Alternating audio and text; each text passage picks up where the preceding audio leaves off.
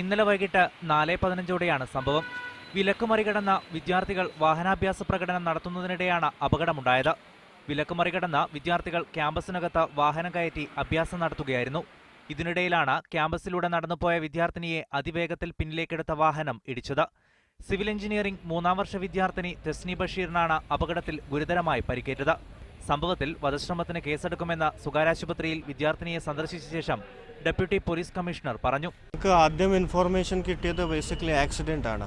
നമ്മുടെ ഒരു 307 കേസായിട്ട് എടുക്കുന്നുണ്ട്. We will investigate as if it is a criminal case and investigation എന്തൊക്കെ വരും അത് പിന്നെ പറയാം. അതേസമയം വാഹനമോടിച്ച വിദ്യാർത്ഥികൾ മദ്യപിച്ചിരുന്നുവെന്നും കേസ് ഒതുക്കി തീർക്കാൻ കോളേജ് അധികൃതർ ശ്രമിച്ചുവെന്നും ബന്ധുക്കൾ ആരോപിച്ചു. കോളേജിന്റെ അകത്ത് വണ്ടി ഓടിച്ചതിന് അവർ മദ്യപിച്ചിട്ടാണെന്നില്ലാണ് ഇപ്പം ഞങ്ങൾക്ക് സംശയം. കോളേജിൽ നിന്നൊരു ടെലിഫോൺ വിളിയോ അവിടുത്തെ അതിന്റെ വിവരങ്ങളൊന്ന് വിളിച്ച് പറയാം, മറ്റുള്ളതൊന്നും അവർ ചെയ്തിട്ടില്ല. ഞങ്ങൾ തലച്ചോറിൽ രക്തസ്രാവമുണ്ടായതിനു ശേഷം വിദ്യാർത്ഥിനിക്ക് 2 സർജറി നടത്തി.